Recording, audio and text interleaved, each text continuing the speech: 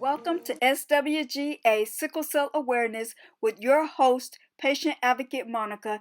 If you're visiting for the first time, welcome. If you are a new subscriber, welcome to the tribe. In today's video, I am talking about aging, a complication of sickle cell. Let's get into the video. In time past, sickle cell babies were known as babies that come and go. As medicine began to change, they began to live longer. Then the age changed to from 3 to 6 months old. A little bit longer. As medicine began to progress even more, then they began to live between the ages of 6 years old and 8 years old. Medicine began to continuously change and progress. Then they changed it to 18-year-old. They would say most sickle cell children don't live past the age of 18 years old. You'll hear this from a lot of sickle cell patients. As medicine began to change, therapy began to change, and so many things began to change. Bone marrow transplant, stem cell transplant, gene therapy, there are so many different options. Then they changed the age to 21. That was the last number that I heard in the research that I've done. And in this day and age, I still hear patients being told that they will not live past the age of 21 years old, which is so not true. That is not true. I am living proof that sickle cell children and adults are living longer and healthier lives. It is so important for people to know that. That's why aging is a complication, because some organizations, some medical professionals, some medical organizations have not updated their information in their system because patients are living longer. My experience has been, I've been in and out of the hospital all my life. And a lot of the medical professionals and doctors and nurses, they were just treating the symptoms. If I say I had a headache, they treated me for a headache. If I had an infection, they treated me for an infection. No matter what it was, bronchitis, I was diagnosed with bronchitis and pediatric asthma. So what they did was treated the symptoms and not the root cause.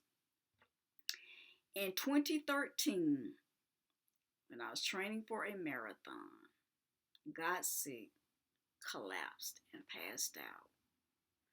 And I was hospitalized for 2 months.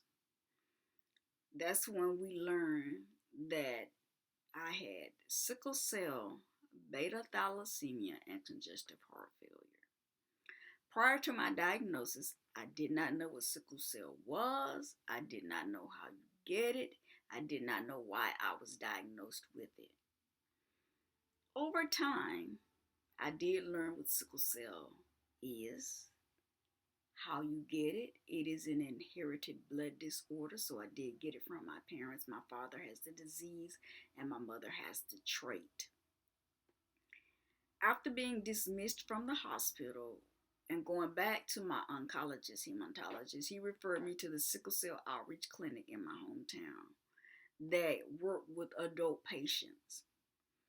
And the physician that worked with adult patients is out of Augusta, Georgia. He's not in my hometown. He does outreach for sickle cell patients in this community. And I am eternally great for that physician. I thank God every day for Dr. Krutlar and the Augusta Center for Blood Disorders, because they work with and they treat sickle cell patients. Once I started going to that clinic, and there is a non-profit organization that I will not name that works at that clinic. And the president of that organization goal was to start training and educating patients and caregivers of patients how to treat sickle cell. First of all, because she's a retired nurse, she knows that patients need to know, as well as the caregiver need to know what sickle cell is and how they can be treated. Life happened, so she never had an opportunity to do classes on what sickle cell was, sickle cell disease training, sickle cell disease or trait. There are a lot of people with the trait. My mom has the trait. But I remember one day being at the clinic, not feeling my best, not feeling well, but looking for resources and answers. So if she don't have time to train us or to educate us about it, what resources are available? I was in the clinic and it was just me and her in there, and I kind of went up to the reception desk to ask her a question. The question that I asked her was, what do you do with adult sickle cell patients? Because I noticed that you focus on the pediatric patients, and there are many resources for pediatric patients. So what do you do with adult patients? She looked at me and she never answered the question. I will admit, I was very disappointed. I was disappointed and I was hurt because she had no answer. But looking at history, we know that sickle cell patients don't live long. But now they're living longer. They are living longer. There are patients that are in their 40s, 50s, 60s, 70s, 80s. There's a lady that lived to be in her 90s with sickle cell. So what do you do with adult patients?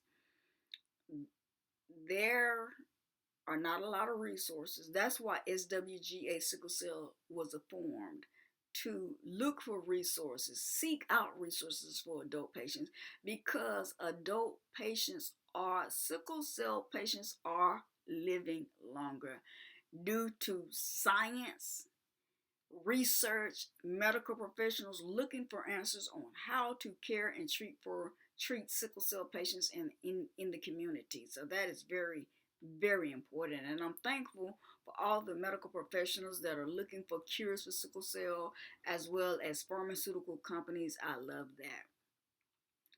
And the interesting thing is there are 5 treatment options now for sickle cell patients. In time past, in 1995, hydroxyurea, which is my treatment option for sickle cell. Hydroxyurea is the medicine that I take for sickle cell. And you have hydroxyurea, you have Adakveo, you have Oxbryta, you have Endari. You also have bone marrow transplant, stem cell transplant, and gene therapy are the options that patients can have or use to treat or manage their sickle cell disease. I'm going to say that again. You have hydroxyurea, you have Adakveo, Oxbryta, Endari, bone marrow transplant, stem cell transplant, and gene therapy. These treatment options are the reason that patients are living longer. These patients are living longer and they're living full lives. So thank you to all the medical professionals, all of the researchers, and all the pharmaceutical companies that specialize in working with sickle cell patients. If you have not subscribed, make sure you subscribe to this channel for weekly uploads. Also, let me know in the comment section if you know anything about sickle cell, or if you have any questions about sickle cell, whether it's a question about a pediatric patient, whether it's a question about an adult patient, or you just want to know more about sickle cell in general or the work that I'm doing. Let me know all of that in the comment section below. I am so excited that patients are living longer. I am proof that patients are living longer.